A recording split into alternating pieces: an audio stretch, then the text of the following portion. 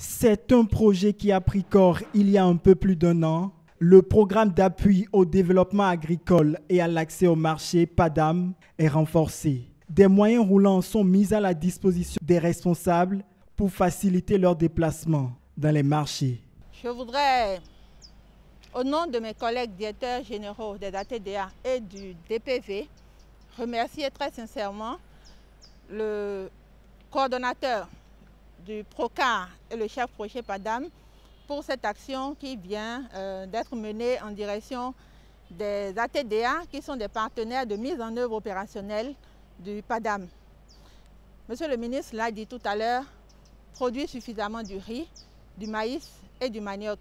Les territoires que nous administrons sont des territoires assez représentatifs pour la production de ces filières.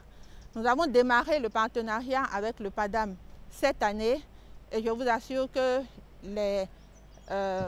les prochains jours sont très prometteurs au niveau de ce partenariat-là.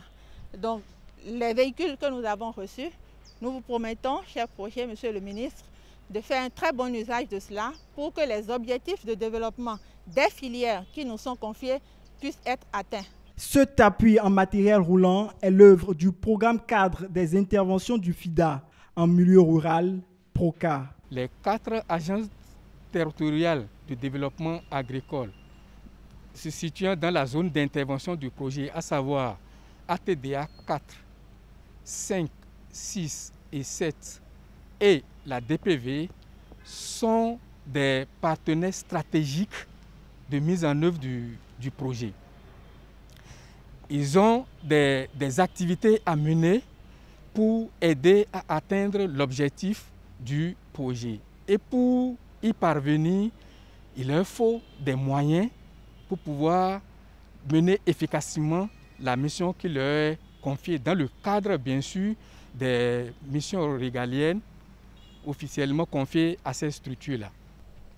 Il est tout à fait normal que dans la mise en œuvre de ce projet, on mette à la disposition de ces partenaires stratégiques les moyens nécessaires pour aller vers les cibles afin de développer ces spéculations-là.